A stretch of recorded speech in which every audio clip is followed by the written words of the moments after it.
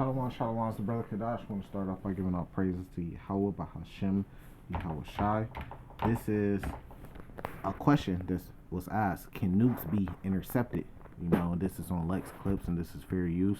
This is he comes with some good information. Is he coming with the full truth? No, but he do come with some good information. Especially when it talks about going to war, or when there's talks about World War III and nuclear missiles and different weapons and stuff like that.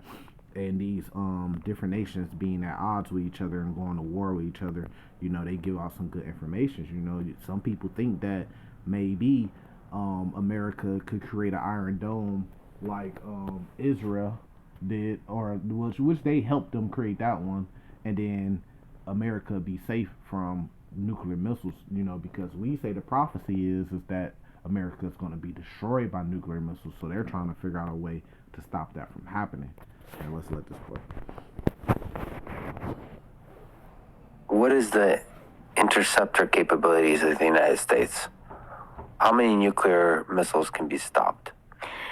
I was at a dinner party with a very informed person, right? Like somebody who really, should have known this. And this is what I was considering writing and reporting this book. And he said to me, "Oh, Annie, that would never happen because of our powerful interceptor system."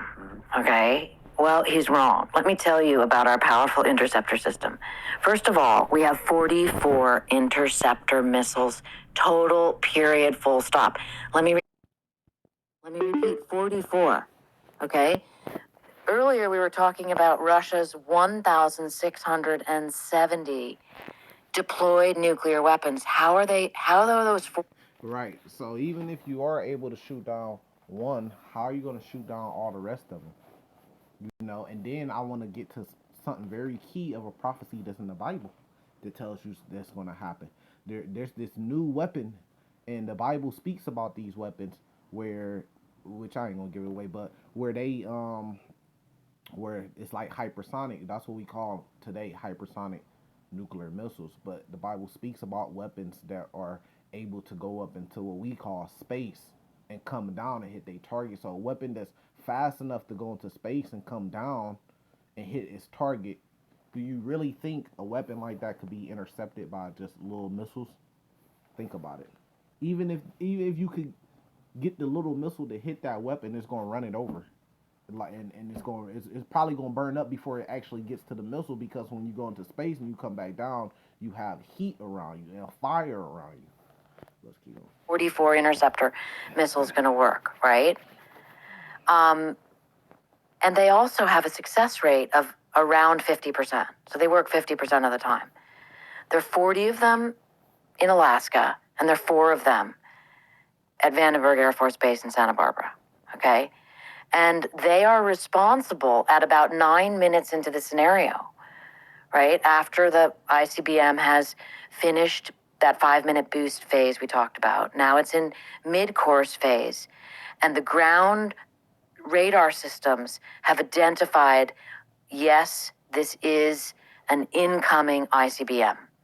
And now the interceptor missiles have to launch, right? It's essentially shooting a missile with a missile. Yeah. Inside the interceptor, which is just a big giant rocket, in its nose cone, it has what's called the aptly named exo-atmospheric kill vehicle, okay? There's no explosives in that thing. It's literally just going to take out the warhead, ideally, with force.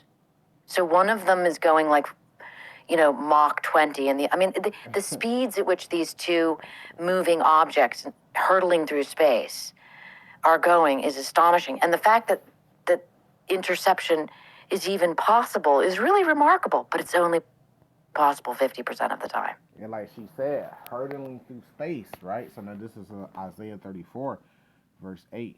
Verse 4. And all the hosts of heaven shall be dissolved, and the heavens shall be rolled together as a scroll. When you talk about the heavens, you're talking about the skies, and the upper skies, which we call space. And all their hosts shall fall down, and as the leaf falleth off the vine, as a falling fig from the fig tree. For my sword should be bathed in heaven. See, and what is a sword? A sword is a weapon. It's not even talking about a literal sword. It's just saying as like a weapon should be bathed in heaven, meaning this weapon is going to go into space. And then look what it says it's going to do after it goes into the heavens or space. Behold, it should come down upon Adumium. So it's going to come down upon a people, and upon the people of my curse to judgment. So this is a part of the Lord's judgment, which we know is going to come by fire and brimstone. So what weapon goes up into space or the skies, and then it comes down upon a people, and then that's where you get fire and brimstone from? What weapon caused that? A nuclear missile. You know, it causes a blast, it causes radiation, it causes a fireball and a fire wave and a mushroom cloud. Because look, right here it says, "In the heavens shall be rolled together as a scroll." What's that? That's a mushroom cloud. We've seen this when this happened in Japan. So this is how you put the Bible together, and you could figure out these prophecies and what they mean. And this how we know this is going to happen, because the people are still talking about it today as if it's a possibility that it's going to happen, because people know that it's only a matter of time before this happens.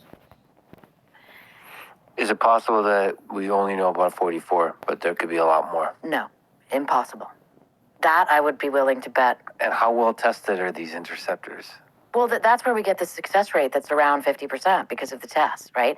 And actually, the interceptor program is, are you ready for this? It's on strategic pause, right now. Meaning the interceptor missiles are there, but developing them and making them more effective is on strategic pause because they can't be made more effective, right? People have these fantasies that we have a system like the Iron Dome, and they see this in current events, and they're like, "Oh, our interceptors would do that." It's just simply not true. Why can't an Iron Dome-like system be constructed for nuclear warheads? We have systems I write about called the THAAD system, which is ground-based, and then the Aegis system, which is on, vessels. And these are great at shooting down some rockets, but they can only shoot them sort of one at a time. You cannot shoot the mother load as it's coming in. Those are the smaller systems, right? The tactical. You see, and that's the thing, like, though, even with the Iron Dome, it may be good at shooting down, like, just regular missiles, rocket launchers, whatever it may be that's close by. You got Gaza shooting missiles and vice versa and stuff like that. It may be for shooting down things that's close by, things that's moving at a certain speed. But I believe that system has power with even shooting down hypersonic missiles. So what about a hypersonic nuclear intercontinental missile? She's pretty much telling you that it's impossible. This is Isaiah 34 verse 8. For it is the day of the Lord's vengeance and the year of recompense for the controversy of Zion. So this is going to come because of the Lord is going to give vengeance on the people called Adumium, which are the Edomites, because of what they did to the people of Israel.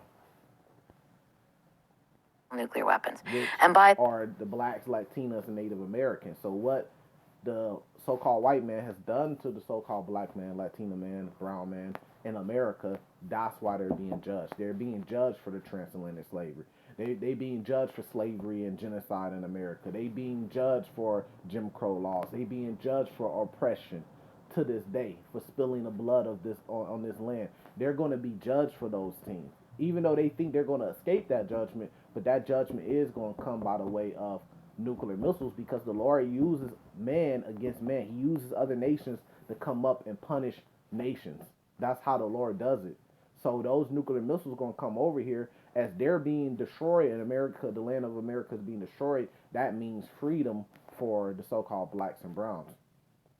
And then that's when the Lord comes back to save who he will, who he chooses, who he elects. And then that's when you get the kingdom of heaven. The way, our THAAD systems are all deployed overseas, and our Aegis systems are all out at sea. And again, reporting that, I was like, wait, what? You have to really hunker down. Are we sure about this? People really don't want to believe this. It's an actual fact. After 9/11, Congress considered putting Aegis missiles and maybe even THAAD systems along the west coast of the United States to specifically deal with the threats against nuclear-armed North Korea. But it hasn't done so yet. And again, you have to ask yourself, wait a minute, this is insanity. One nuclear weapon gets by any of these systems and it's full out nuclear warfare. So That's not the solution. More nuclear. Exactly. But I'm gonna give salvation to you, elect, Shalom.